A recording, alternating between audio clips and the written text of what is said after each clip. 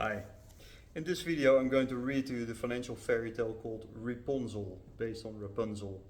It is covered in 1,000,001 Dirham financial fairy tales. It starts on page 53 and ends on page 56. Reponzel. One day a lonely fund of funds is pregnant with a new fund. The fund of funds lives next to an investment supermarket set up by a dubious ultimate beneficial owner. As time progresses, the manager of the fund of funds notices ever-increasing craving of the fund of funds for new opportunities to feed to its long-aspired new fund. The fund of funds becomes so distracted that its very reason to exist, to yield a sustainable return on investment for its shareholders in excess of the benchmark, is in jeopardy. One day later, the manager of the fund of funds cannot stand it anymore and decides to walk into this investment supermarket of the dubious UBO. His eye is caught by some repos of a brand named Reponzel on a shelf in a dark corner in the back of the fund supermarket. He reads the package and notices that it offers attractive sale and repurchase terms and conditions. He buys a few of the Reponzel repos and feeds them to his fund of funds. He happily observes how the fund of funds offloads plenty of securities and receives large amounts of cash in return. To his surprise, this is more than the actual value of the securities. The fund of funds craves for more and, to his horror, makes no transactions anymore.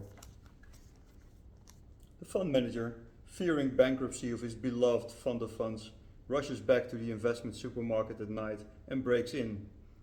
Just as he grabs some more Reponzel repos from the bottom shelf, the dubious UBO catches him from out of the blue and accuses him of theft. The fund manager begs for mercy and tries to negotiate his way out of the distressing situation. Cornered with his back against a rack of securities lending contracts, the fund manager gives it all he has. He eventually manages to keep the Reponzels, but he has to pay dearly. The dubious UBO gives them to him on one condition. The new baby fund he has been feeding the Reponzel must be locked into a contract to turn over all returns on its investments to him and must act on his votes. When the fund is set up, the fund manager provides a golden share to the dubious UBO, which entitles him to virtually everything. The dubious UBO names the fund Reponzel after the repos that were fed to the fund of funds that he set up. The dubious UBO keeps Reponzel into a blocked custody account in one of the last rows of the dubious UBO's fund supermarket.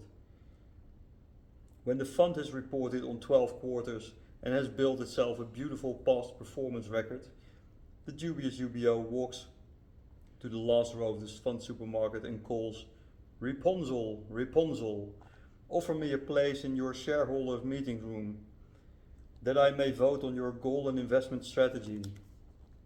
One day the private office of a wealthy prince passes by the dubious UBO's investment supermarket and picks up Reponzel's call for investors.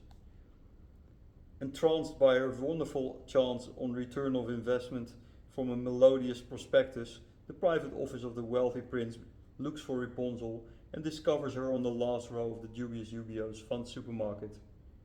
Unfortunately, it is unable to transact with Reponzel. The private office of the wealthy prince returns often and reads Reponzel's prospectus. One day the private office of the wealthy prince sees the dubious UBO transact with Reponzel and learns how to do so as well.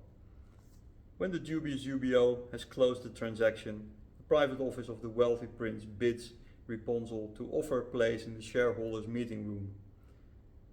When Reponzel does so, the private office of the wealthy prince transacts with Reponzel and falls in love with the return offered by Reponzel. The private office of the wealthy prince eventually asks Reponzel to merge with it, which Reponzel agrees to. Together they plan a means to escape from the investment supermarket of the dubious UBO. The private office of the wealthy prince will transact when the supermarket is closed, so as to avoid the dubious UBO's transaction times. The private office of the wealthy prince brings transaction contracts that will enable Reponzel to transact. However, before Reponzel is capable of transacting, the dubious UBO discovers the transaction documents. In anger, the dubious UBO throws the transaction contracts away and expels Reponzel from his investment supermarket into the unregulated market to find investors on her own. When the private office of the wealthy prince proposes a transaction that night, the dubious UBO quietly sends a contract with a name of a newly set up special purpose company that resembles the name of Reponzel, being Reponzel. Its special purpose is to fool the private office of the wealthy prince. When the private office of the wealthy prince is about to sign the contract at the cashier, it discovers to its horror that it's dealing with the dubious UBO of the fund supermarket instead of with Reponzel, who is nowhere to be found. When the dubious UBO tells the private office of the wealthy prince in a rage that the private office of the wealthy prince will never transact with Reponzel, the private office of the wealthy prince dashes out of the investment supermarket of the dubious UBO and is blinded by a flash crash. For years, the private office of the wealthy prince dives into dark pools, beats a few not so benevolent benchmarks, and seeks leverage in some light touch regulated markets. Eventually, he comes across a market where Reponzel now lives with the twins she has given birth to, a purchase transaction and a repurchase transaction. One day, as Reponzel sings her sales pitch, the family office of the wealthy prince hears Reponzel and the two are reunited.